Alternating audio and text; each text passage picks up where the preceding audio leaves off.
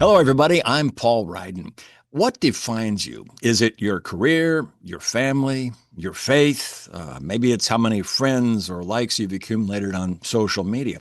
Or is it something that's totally out of your control? A disability, perhaps. Our guest today, Linda Dezenski, born with cerebral palsy, can tell you all about it. She's an advocate for people with disabilities and their civil rights, and she's written a book about it. Title is Persistence: Living an Authentic Life with a Disability. Welcome, Linda. How are you today? Good, thank you. I'm pleased to be here. Well, pleased to have you from Philadelphia. Outside Philadelphia? No, I'm in Philadelphia, right in Center City. Oh, very good. All right. Well, it's easy to look at the title Persistence and think that this book is all about struggles and nothing else. But this is really a book about triumph, isn't it? Well, I think that the bottom line is I never gave up. Hmm. And that to me, that's why the title was so important.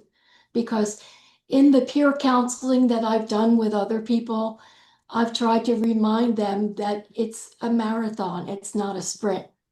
And you're living your life, and you have to try to live it the best way you can with whatever you're dealing with, and not let that be your whole identity.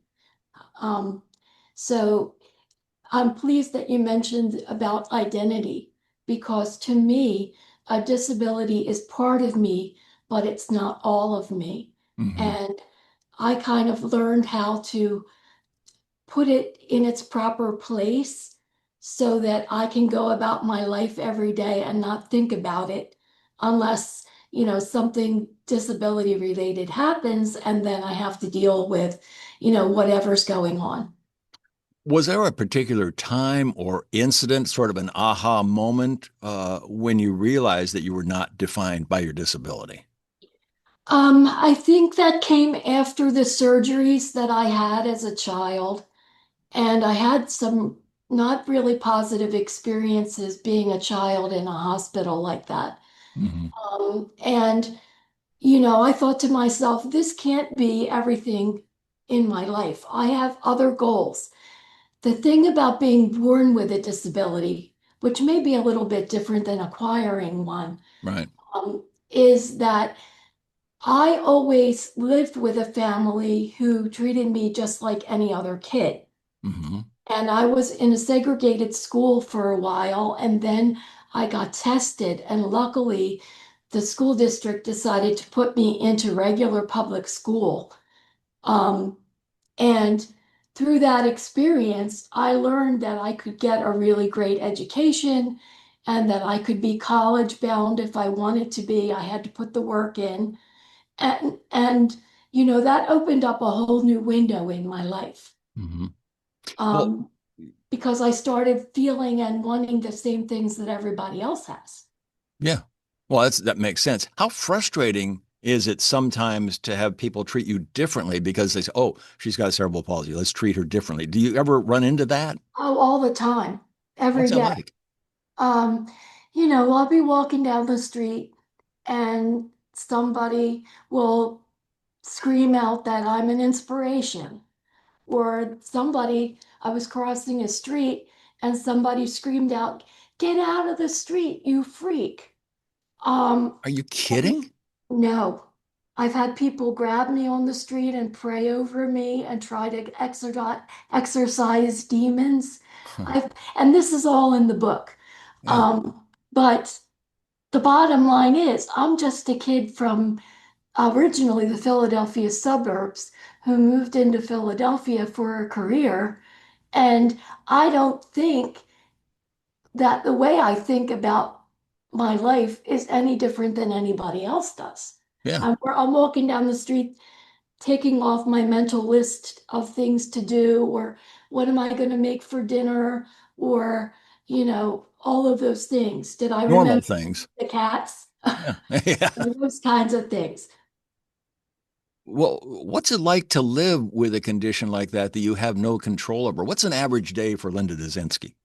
Well, you just have to learn. Well, first of all, I have the advantage of always living this way. No, okay. I notice that as my body changes as I get older, for example, I have more aches and pains. I have Welcome spastic to the club. I have spasticity though.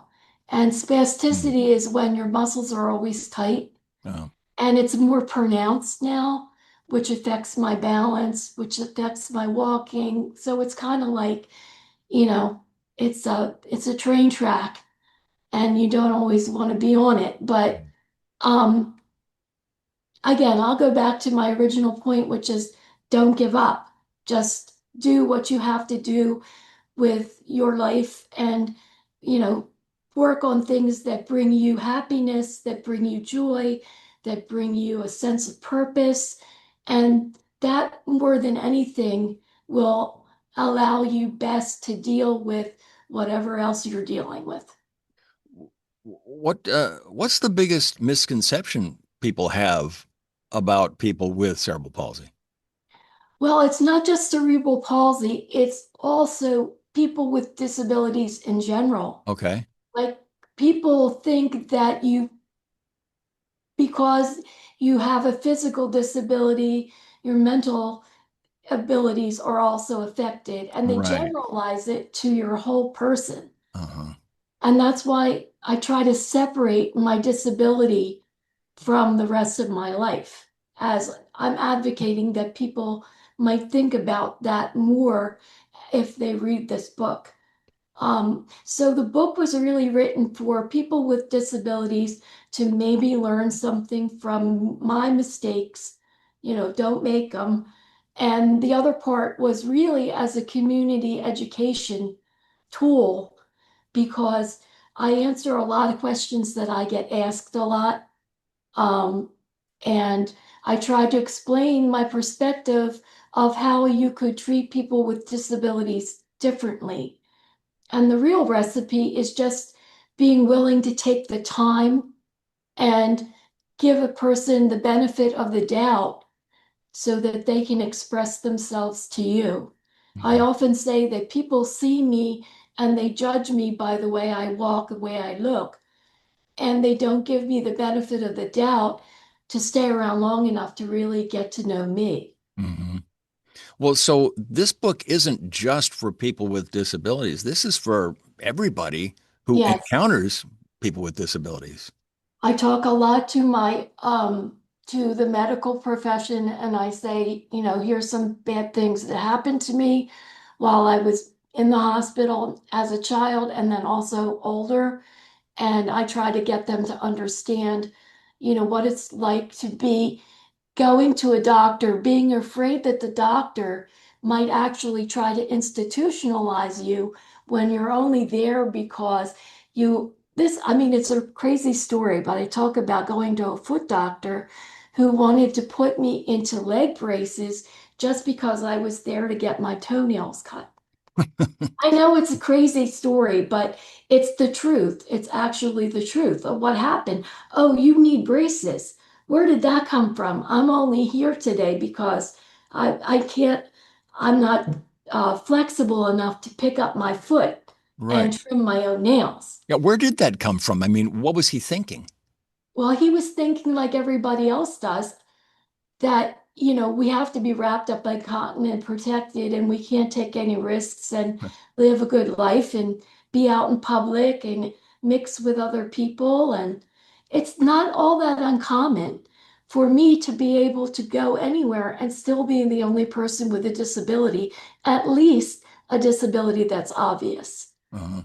The other thing is people have hidden disabilities or they have medical conditions, and they may be dealing with discrimination because of the way they present themselves, but they don't want to reveal that they need accommodations because they have to eat by 12 o'clock because they're diabetic or whatever. Hmm. You know, there's still a lot of um, I call it being in the closet in the sense that if you can hide it, I actually recommend that you do. Hide Um, your disability? yes, yes, and since I've never been able to do that, it's intriguing when I'm riding in a car and I'm looking at somebody in the next car and I think, well, gee, they probably don't even know that I have a disability. Right, right. And you don't know that what they have going on either. Right. Yeah. Exactly. Exactly. It's like everybody has something, Yes. whether it's And whether that's it's another point is that if you have this, what I'll call your flaw, Mhm. because it could be something simple. Yeah. You don't have enough hair. I knew somebody that had two different color eyes who thought that that was, a big obstacle. Um, and, there's all kinds of circumstances. So if you have your flaw, there's always the question of how much you're going to hide it, how much you're going to fix it or try to, or if you're just going to live with it. Hmm. And maybe it's a function of my age, but as I got older, I started thinking they just have to accept me the way that I am. And I didn't necessarily have that perspective when I was younger because what? I had surgeries, I had a lot of physical therapy, all of the things that I was trying to make were minimize my disability. Hmm. And after a certain point, they said, we really can't do much more for you, so we're going to put you in public school. Yeah. Like that was, I was thrilled out of my mind, but, to them, that was like sad that they couldn't fix it. I think doctors in general have this, we have to fix you.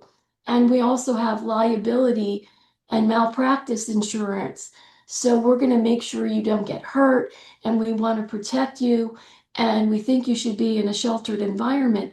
Oh, no, no, no. Mm. No, No. you want to be out there with everybody else. Yes. Well, was there ever a time, maybe especially when you were younger, when you just got tired of, well, like the picture on the cover of your book, rolling this rock up the hill? You just wanted to quit and just say, you know what, just take care of me. You know, I'm done. Like that, my parents would have never allowed that.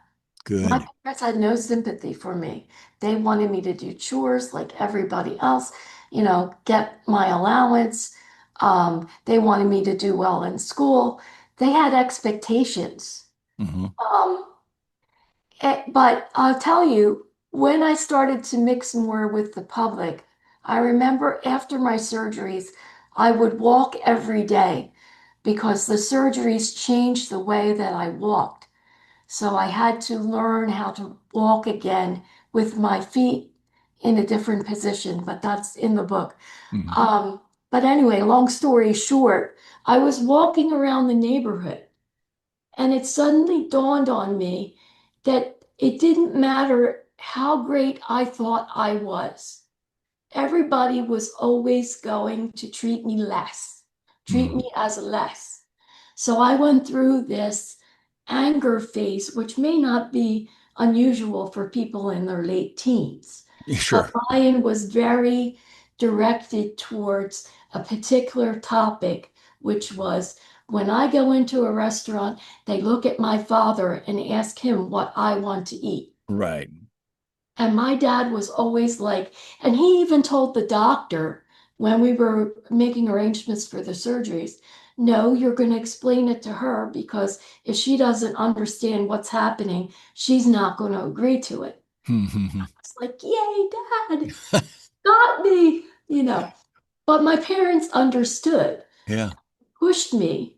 Yeah. Uh, Unfortunately, when people were even older than I am today, um, families in the 50s and 40s and even the 30s, I guess, had had no expectations for family members with disabilities, and very frequently they institutionalized us. Yeah.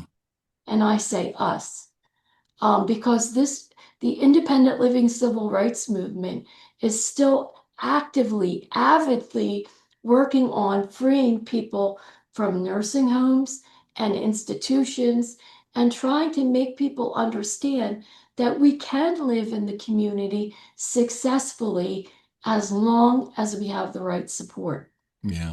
So the advocacy piece comes from advocating for public policies and settings that promote the idea that people can be more self-determining. Well, you certainly have found I was going to ask you where you got your persistence, but it sounds like you got your persistence from your family and your upbringing. Good for you. You've got 2 master's degrees from Bryn Mawr College's Graduate School of Social Work and Social Research, and you've got something that goes beyond higher education. She's got experience, passion, and persistence. The book is called Persistence: Living an Authentic Life with a Disability. It's published by Atticus Publishing, and it's available on Amazon. Linda, thank you so much for joining us. It was a real pleasure to talk with you. Thank you. Thank you. Take care. You bet. And thank you, folks, for spending a few minutes with us on the Global Book Network. I'm Paul Ryden. We'll see you next time.